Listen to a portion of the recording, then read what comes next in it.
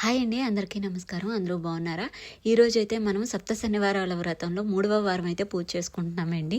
పూజ అయితే బాగానే స్టార్ట్ చేశాను, అంతా బాగానే జరిగింది. శ్రీ వెంకటేశ్వరుని కరుణా కటాక్షముల కొరకు, శనిదోషాల నివారణ కొరకు ఈ పూజ అయితే మనం చేసుకుంటామండి. దీన్ని ఎవరు ఆచరించాలి, ఎప్పుడు ఆచరించాలి అని ఏం కాదండి, ఎవరైనా ఆచరించవచ్చు. ఏ రాశి వాళ్ళైనా సరే, ఏ రాశి వాళ్ళైనా గోచారరీత్యా ఏలినాటి శని, అర్ధాష్టమ శని, అష్టమ శని ఇవేవి జరుగుతున్న వాళ్ళైనా సరే వాళ్ళు ఆశించిన ఈ వ్రతాన్ని ఆచరించిన ఎడల వాళ్ళకి మంచి ఫలితాలు అయితే వస్తాయండి.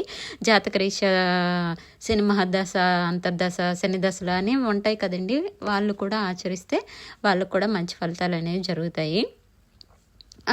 శనివార వ్రతాన్ని శనివారమే ప్రారంభించాలండి. మీరు ఏదైనా మంచి ఒక శనివారంలో ఏకాదశి కానీ అలాంటిది ఏదైనా మంచి రోజు చూసుకొని ప్రారంభించినట్లయితే తర్వాత వారాలు అలా కంటిన్యూ చేసుకోవచ్చండి. ఇన్ కేస్ మీకు పీరియడ్స్ అవి వస్తే ఆ పీరియడ్ వచ్చిన వారాన్ని స్కిప్ చేసి మళ్ళీ నెక్స్ట్ వారం నుంచి యథావిధిగా ప్రారంభించవచ్చండి. 7 శనివారం వ్రతంలో పూజా నియమాలు ఉంటాయి కదండి. తెల్లవారినే లేచి అంతా శుభ్రం చేసుకొని ముగ్గు పెట్టుకొని ఆ పీఠాన్ని అయితే రెడీ చేసుకోవాలండి. రెడీ చేసుకొని కలసం అవి పెట్టుకొని కుంకుమ గంధం అన్నిటితో బొట్లు పెట్టుకొని రెడీ అయితే చేసుకుంటామండి. ప్రతి వారము కూడా కొబ్బరికాయ అనేది కొంతమంది మారుస్తారు, కొంతమంది మార్చరండి. నేనైతే మార్చుకుంటున్నాను, కొబ్బరికాయ అయితే కలశం మీద పెట్టేది మార్చుకుంటున్నాను. పూజ కంప్లీట్ అయిపోయినాక మీరు ఉపవాసం చేస్తారు కదండి.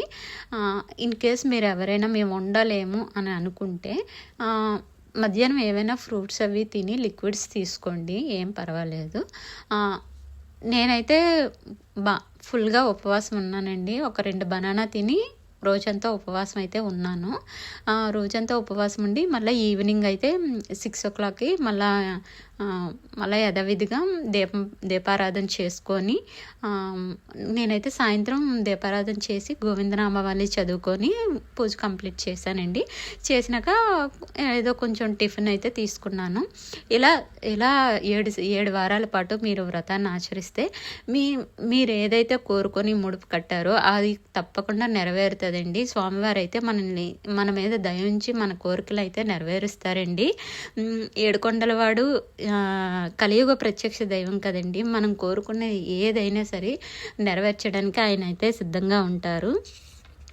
ఇంకా మేమైతే పూజ అయితే తులసిమాల అయితే నా చేతులతో నేనే స్వయంగా కట్టుకున్నానండి. అంటే ఇక్కడ సింగపూర్లో మాకు తులసి అనేది విడిగా మాలలు కూడా అమ్ముతారండి, బట్ వాళ్ళు కట్టి అమ్మే దానికి కాస్ట్ ఎక్కువ ఉంటుంది.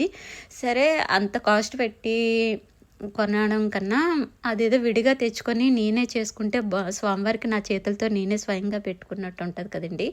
అలాగా పూలమాల కూడా నేనే కట్టుకుంటానండి ఎప్పుడు కూడా.